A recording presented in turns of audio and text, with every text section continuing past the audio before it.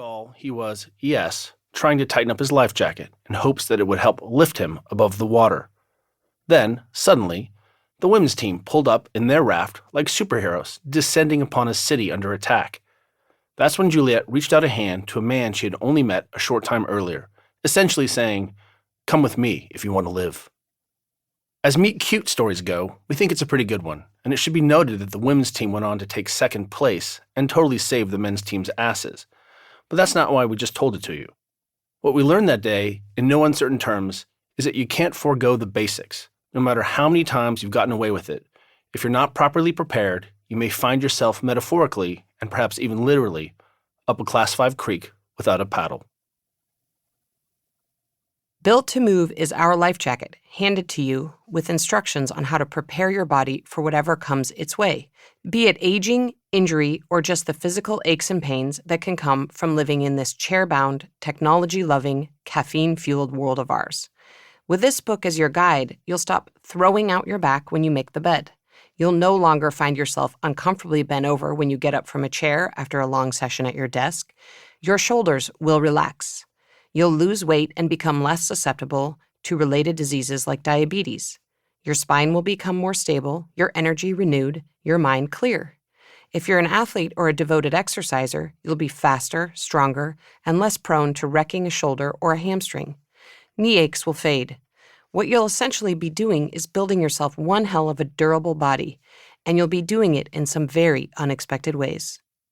To see what we mean, take off your shoes. That's right. Shoes off. Now follow these instructions. In an area free of debris, stand with one foot crossed in front of the other.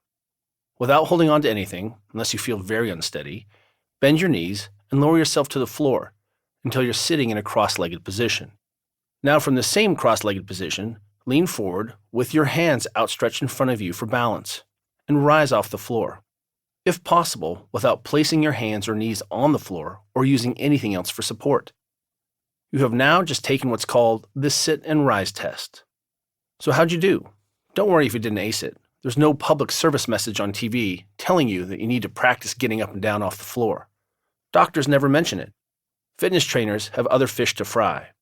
But being able to sit and rise without support is a singular way to tell if you've got a body that's dynamic and able to move in ways that will make you feel alive, and even help you stay alive longer.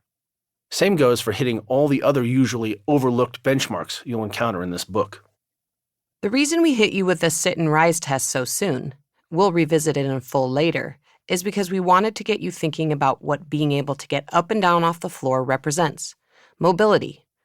Mobility is kind of a wonky term that refers to something quite beautiful, the harmonious convergence of all the elements that allow you to move freely and effortlessly through space and life. Everything is in sync. Your joints, muscles, tendons, ligaments, fascia, nerves, brain, and the vasculature that runs through the body. The program in this book and our life's work addresses this whole network of movement components. Harnessing its power will help you achieve agility, ease, and quickness of step while vanquishing restriction, rigidity, and pain. And contrary to what you might expect, achieving good mobility doesn't call for exercise.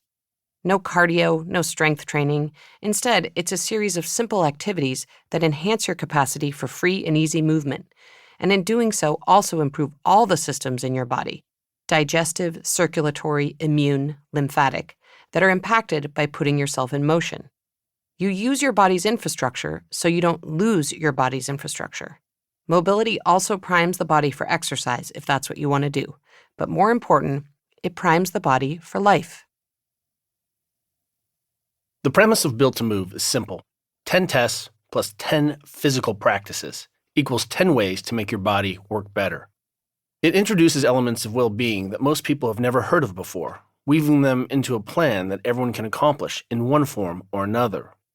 Like the sit and rise activity you just did, the tests are markers of what we call vital signs, indicators of how well you move, how much you move, or how well some of your other lifestyle activities support movement.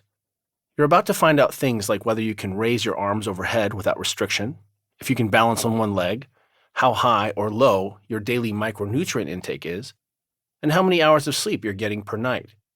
These things aren't traditionally known as vital signs, but we'd argue that it's